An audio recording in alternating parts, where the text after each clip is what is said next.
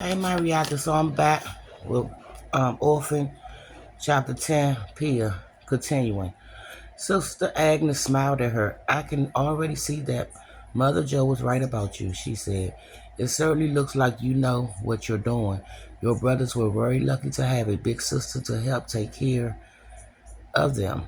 Pia chewed on the inside of her cheek, gazing at the babies to avoid the nun-kind eyes. No, they weren't, she thought. They were lucky. They weren't lucky at all. And if you knew what I did to them, you wouldn't let me anywhere near the baby ward. In fact, you'll probably have me arrested. Goodness me, Sister Agnes said. I've upset you again. I'm sorry, I thought. Pia looked at her. Do you know anything about Miss Molly? Sister Agnes Brown's rose in surprise. Miss Molly? The woman who brought me here, Pia said. Do you know do you know her? The baby whimpered and laid his head against her shoulders. She rubbed his back with a gentle hand, surprised that he already seemed to trust her. Then tears strung her eyes. She could feel his small shoulders blaze and tiny ribs through her skin. And there was something else too, something shuddering and twitching inside his thin torso. No, Sister Agnes said. I never seen her before. Mother Joe had never met her either until this horrible sickness took hold of the city and she began dropping off children. Do you know if she dropped off children anywhere else? I have no idea. Can you find out? Whatever for, Sister Agnes said. I'm wondering if she know anything about my brothers. Maybe she took them somewhere, to a different orphanage or something. Edith trilled past her with another baby girl and went over to change at the table. More babies started to whine. I suppose I could try, Sister Agnes said, but I'm afraid we got more urgent matters to attend to at the moment. Pierre looked around at the frightened faces and small hands reaching out between the metal bars, and the horrible aches in her chest grew heavier. Edith went by her again. Are you here to help or just look around and feel bad? She said. Pierre wanted to hold the baby boy longer to give him what small measure of comfort and she could provide, but the others needed to be looked after too. She handed him to Sister Agnes. There's something wrong with him, she said. He needs a doctor. Sister Agnes took the baby and put him back in his crib. I'm sure he does, she said. They all do, but people are still dying from the flu, and there aren't any doctors to check on orphans right now.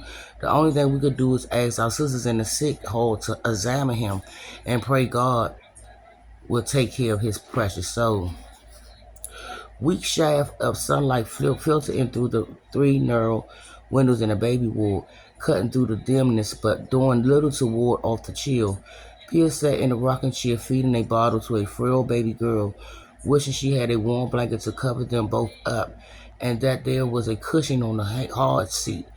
Ever since getting lashed with the leather strap on her first day at St. Vincent's 10 days ago, she slept on the floor between Gigi's bed and the window, making sure to get up before Sister Ernestine came in to wake them.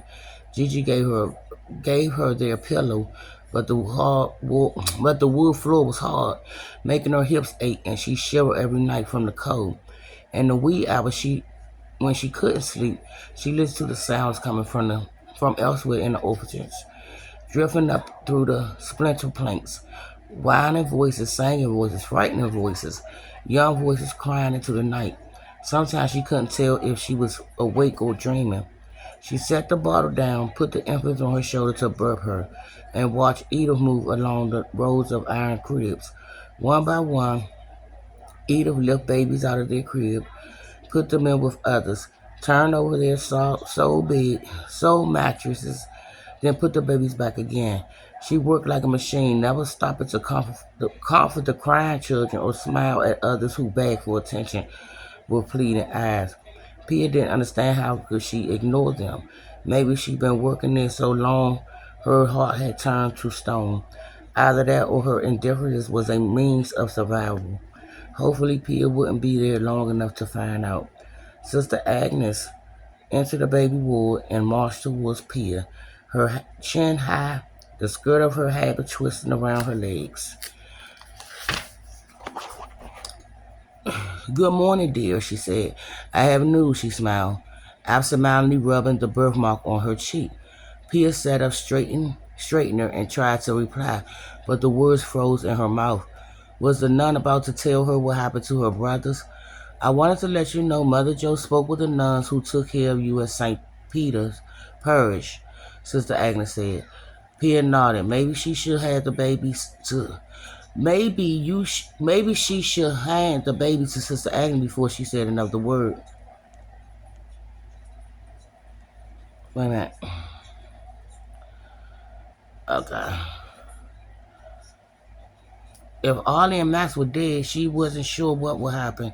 She might faint or fall over or drop dead. She pressed her elbows into the arms of the chair, bracing herself.